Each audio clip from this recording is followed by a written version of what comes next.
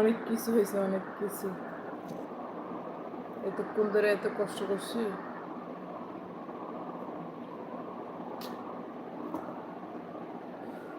ভালো লাগতেছে না।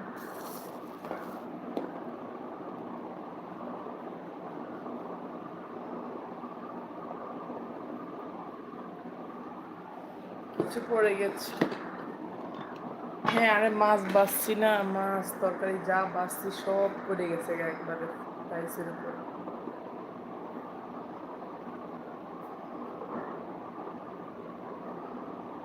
এখন আর বাঁচতে মন চাচ্ছে, আবার বাইর করবো কখন, বাঁচবো কখন।